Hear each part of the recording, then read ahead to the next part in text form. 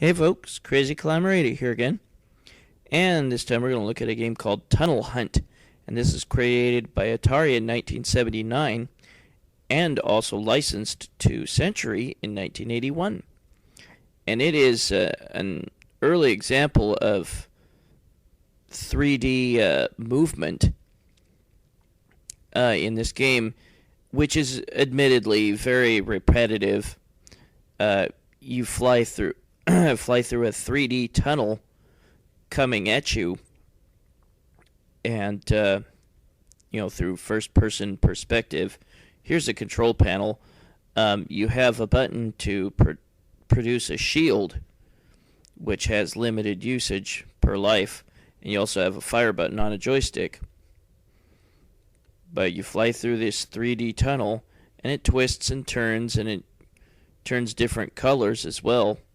And you have to shoot enemies. You don't have a crosshairs. You just try to move around to where you think that the enemy will be at a position where you can shoot it. And the game gets just brutally hard later on. I didn't have a joystick.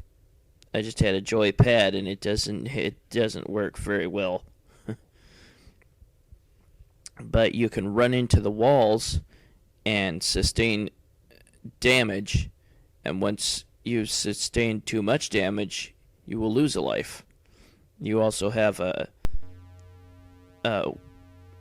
laser temperature meter, and you don't want to press the fire button too often because it will overheat and you'll have to wait for it to go down. Early example of a laser temperature meter. Astro Blaster would use that later on. But yeah, you'll hear a warning sound when you've shot too much and you're close to having to wait for the laser temperature to cool off. But yeah, this game is the better you get at this game, the faster you will move. And if you die, the game will slow down a little bit for you, which is kind of cool. But to get an extra life, you have to get 60,000 points, and that's really, really, really, really hard to do. This game caused extreme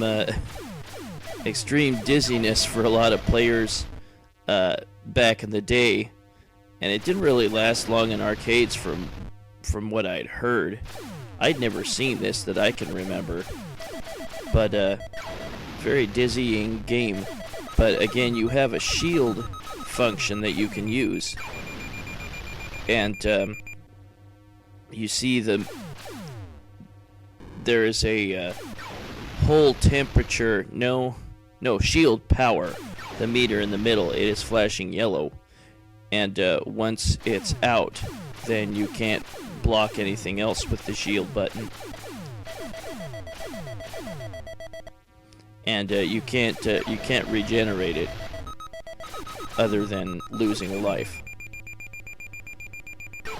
And that'll be it for my shield. I couldn't use the fire button because it had overheated the laser. So try not to shoot like crazy until the enemies... Well, it's even hard to tell if they're going to be close to your sights to shoot. You're twisting and winding around so much. You can shoot their laser shots, which appears as a big red diamond. But that's hard to get a beat on too.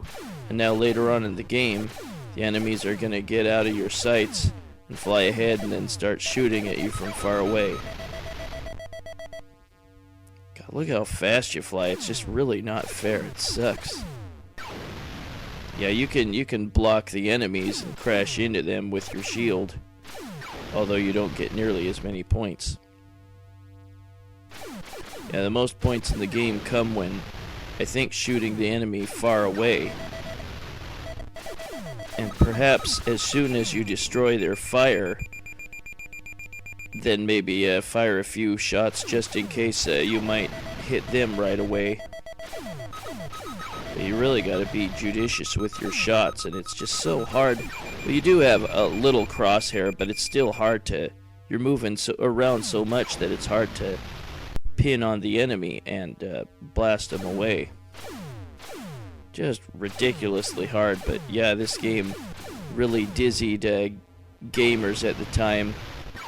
They would often be like leaning all over the place as they were pulling the joystick. Kind of amusing to see. But yeah, I'd never seen this in arcades, but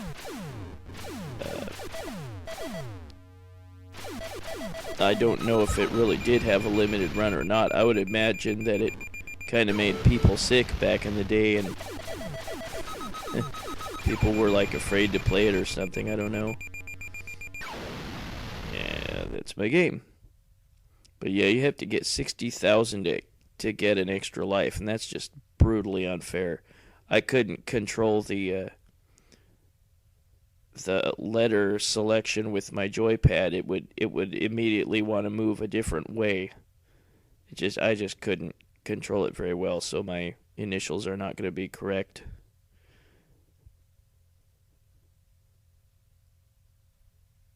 RV. RV.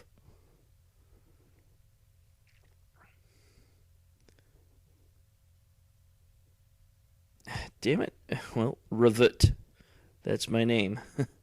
Well, that was Tunnel Hunt by Atari in 1979 and licensed to Centuri in 1981.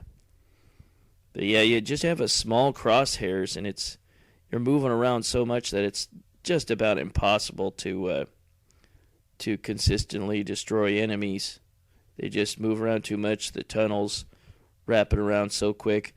If you bump into the walls, I think I mentioned early on, then your damage meter or your whole temperature, maybe it was, will increase. And once that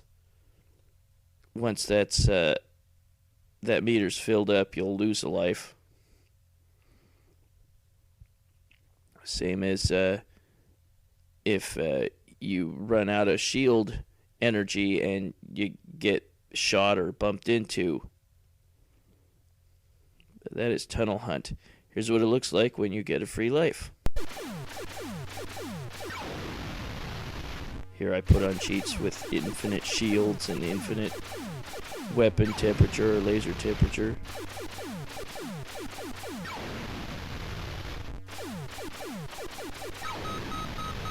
And there you go, it makes a beeping sound. And here is a shot of the still of the Century version, or the Century version. It doesn't have a year for the Atari original game. It just says copyright Atari. Well, that was Tunnel Hunt by Atari in 1979 and licensed to Century in 1981. Very dizzying 3D game. Well, this is Crazy Climber 80 saying thanks for watching Tunnel Hunt by Atari and Century in 1979 and 1981.